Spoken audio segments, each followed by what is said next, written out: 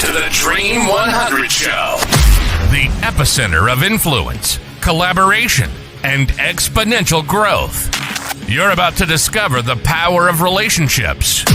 Dream 100 relationships. And you're one relationship away from a totally different business and life. This is your host, Michael Tesner.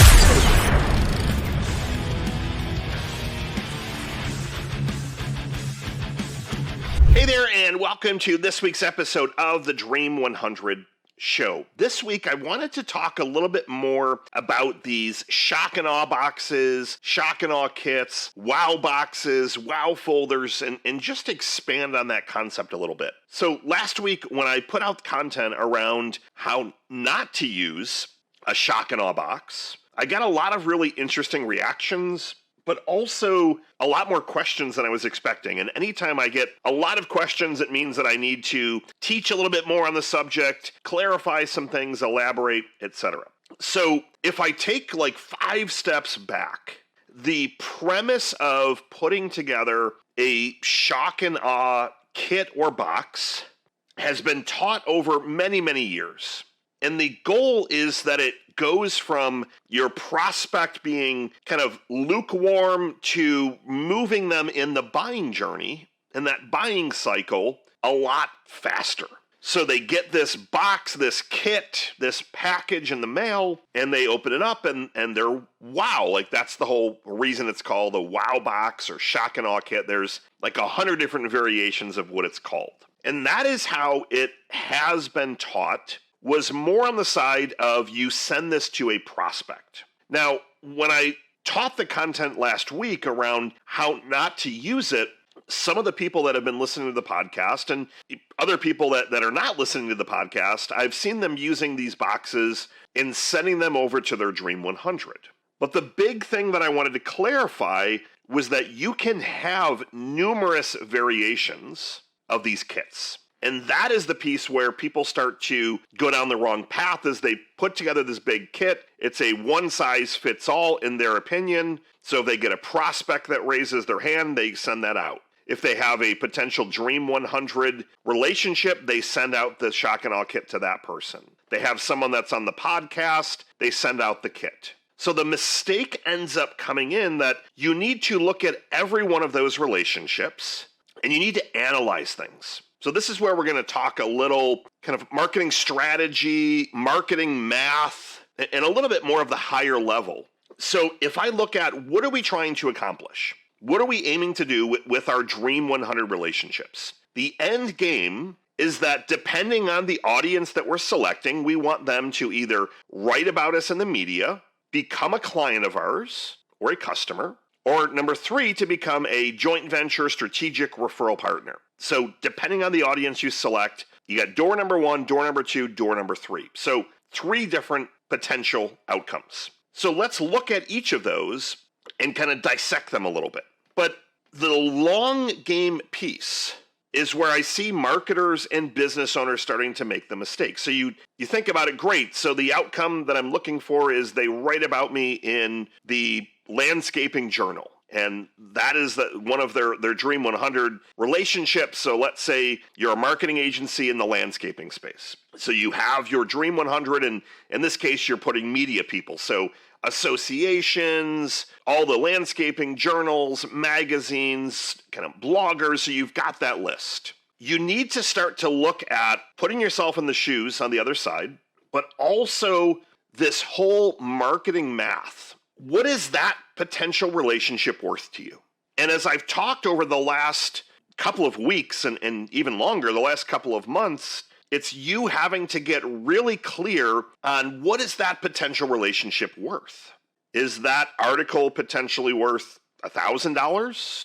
Is that going out to 100,000 landscapers and nationwide reach? And even just you being associated with that particular journal is going to elevate you to the next level. And that, again, is the criteria for a Dream 100 relationship. So I could argue that that relationship could be worth $100,000 to you, $1 million. Like, you have to look at the long game of the marketing math. Look at all of the other places that one article can be used. So you can take that and now you can print the article. You have to get typically print rights, but small amount of money. You can share that on social media. You can do a video about it. As you're building out these shock and awe kits, as we talk through kind of other things that could go in them, you could potentially include it in that. You could have it in your email follow-up sequences. So that one article now is helping your entire marketing campaign, in addition to all of that exposure. So when I look at what is that potential relationship worth, every single time, and I do this myself as well, we underinvest. Dan Kennedy has said for many, many, many years, the person that is willing to invest the most to acquire a customer wins. So if you know that there are other people that are similar to you, let's say there's 25 agencies that only service landscapers. Maybe there's more, maybe there's fewer, but let's just say there's 25. If they're doing a similar thing, now they're most likely they're not all deploying the Dream 100 framework, but let's say they're at least sending an email to the journal saying, hey, could I be included? Could I write something? Let's say most of your competitors are doing that. What do you need to do to shock them and to really stand out? If your competitors are doing X, Y, Z and they're sending a fruit basket, your kit or whatever you're sending needs to wow them even more. But it also needs to be in accordance with what is that relationship worth? What is that relationship worth? And that is where, from the gifting portion of the Dream 100, people are typically underinvesting. These relationships are not worth a small amount of money to you. That's the whole premise of the Dream 100, is they have to transform your business. So if I'm looking at a shock and awe kit for my Dream 100, I would need a kit for media. What would you put in that particular kit? You have to think through and look at your strategy. How have you been doing the outreach? What's working, what's not working, but put yourself in the shoes of the other person. Now, they're used to getting different pitches, but if you have some things that are going to very quickly demonstrate your authority, a book, other magazine articles that you've been in, a lot of case studies or testimonials, like all that stuff can be perfect to go in this kit. But the other stuff, ideally, is going to be more personalized to them. Where we have seen these kits knock it out of the park is extreme personalization.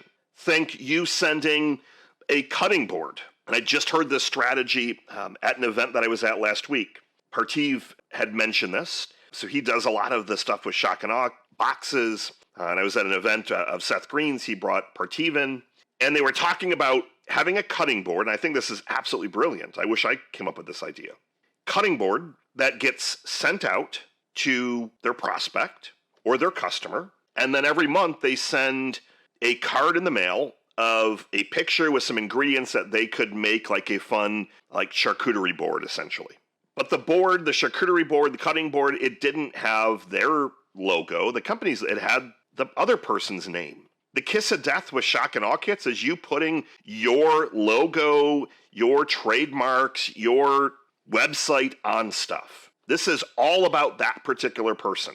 So you could have something fun like that. You could grab their picture from online, and there's a variety of companies that will literally put their picture on socks, and you can mail them that. That goes into your box. Some fun goodies, sending things that people can eat is always a good thing. So you balance that out, but where these kits can work really well is moving the relationship along a little bit faster. But what I had pointed out last week was that you can't assume the sale. You still have to be using this stuff to nurture the relationship. What it's meant to do is to speed things up a little bit. But here's the most important point, and then we'll talk about the other two kind of audiences and what that would look like.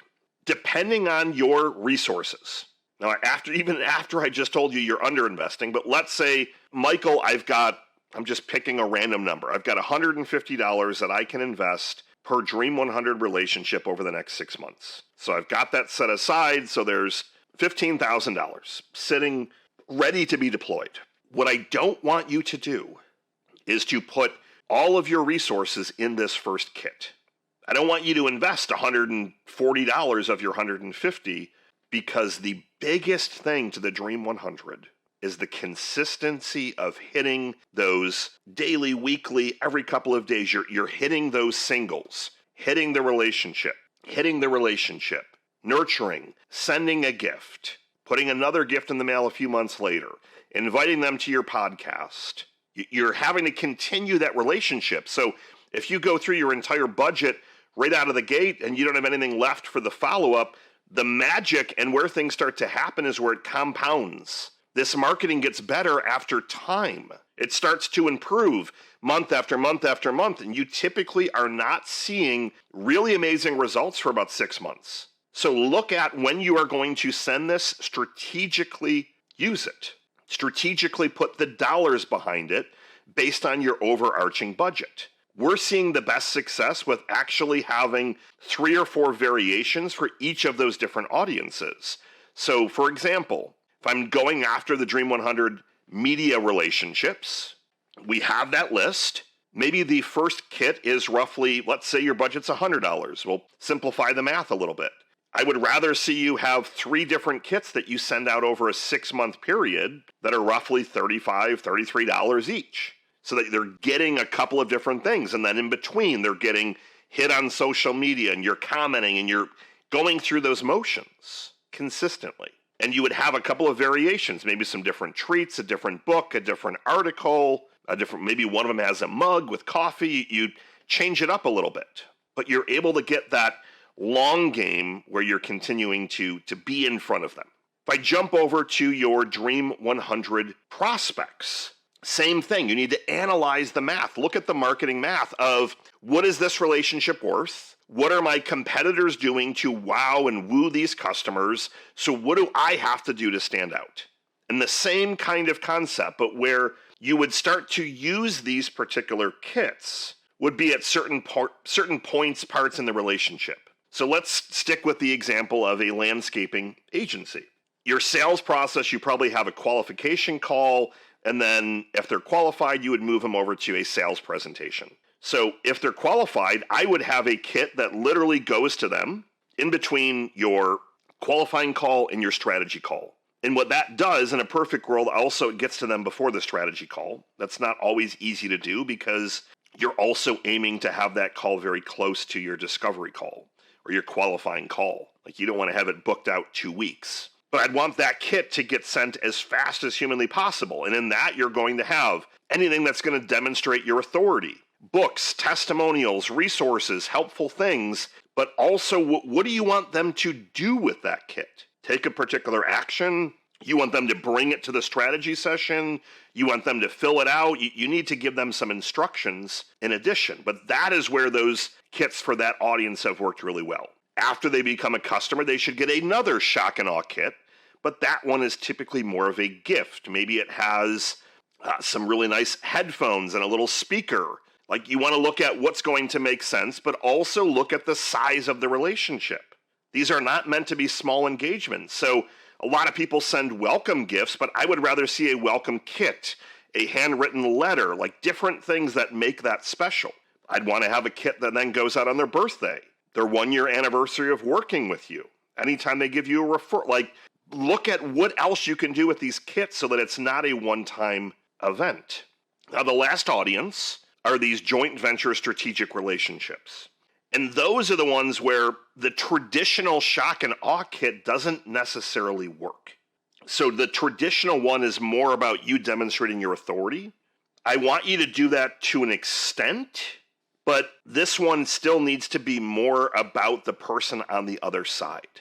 The handwritten letter, like it needs to be more about what's that first step. I'd love to have you on our podcast, so we might send a shock and awe kit. And in that case, I'm not putting my book in there. I might put here a list of recent guests that were on the podcast. And then I would put a gift in there. Maybe I put some really nice headphones. And then an invitation with a link, QR code, my cell phone number, whatever it is for them to take the next step. And that would be an invite to the podcast.